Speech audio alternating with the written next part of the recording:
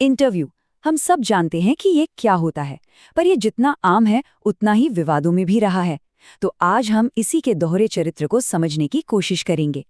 तो सबसे बड़ा सवाल यही है कि आखिर इंटरव्यू है क्या?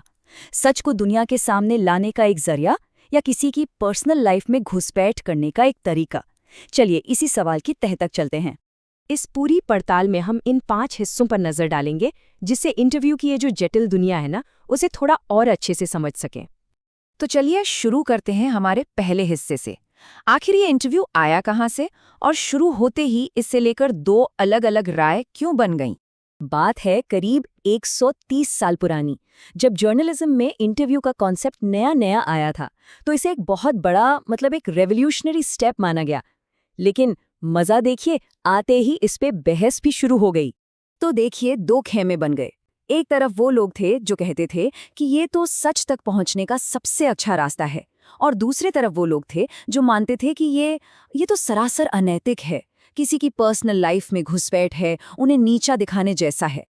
अब आते हैं दूसरे हिस्से पर, और यहाँ कहानी और भी दिलचस्प हो जाती है। पता है इंटरव्यू का सबसे ज्यादा विरोध किसने किया? उन्हीं लोगों ने जिनकी एक झलक पाने के लिए दुनिया बेताब रहती थी। मशहूर लेखक वीएस नायपॉल को ही ले लीजिए। उनके लिए इंटरव्यू देना किसी जख्म से कम नहीं था। वो कहते थे कि उन्हें ऐसा महसूस होता है जैसे इंटरव्यू के बाद उनके वजूद का कोई हिस्सा उनसे छीन लिया गया हो। और ये अकेले नहीं थे। एलिस इन वंडरलैंड लिखने वाले लुइस कैरल, उन्हें तो इंटरव्यू लेने वालों से रीतिमत डर लगता था। वो इसे एक भयानक अनुभव मानते थे। और फिर आते हैं रुडयार्ड किपलिंग। उन्होंने तो इसे सीधा सीधा एक नैतिक अपराध कह डाला। उनका मानना था कि ये उनके व्यक्तित्व पर एक हमला है, और यही वजह थी कि उन्होंने इंटरव्यू देने से हमेशा इनकार किया। तो क्या सब लोग ऐसा ही सोचते थे? बिल्कुल नहीं। अब हम कहानी में एक नया मोड़ लाते हैं और मिलते हैं एक ऐसे शख्स से जिनका नजरिया इस सब से बिल्कुल जुदा था।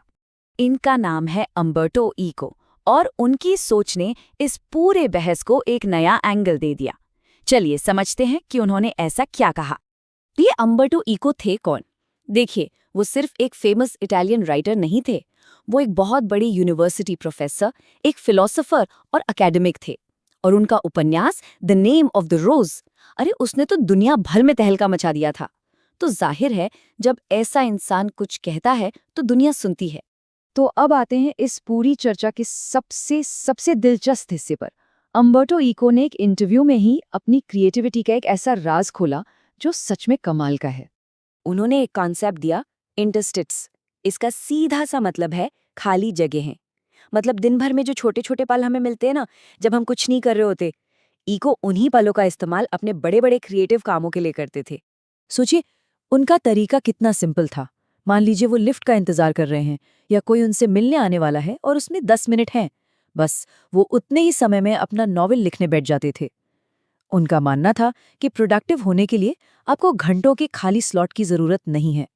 और ईको के लेना, अकादमिक काम करना और नॉवेल लिखना, ये दो अलग अलग चीजें नहीं थीं।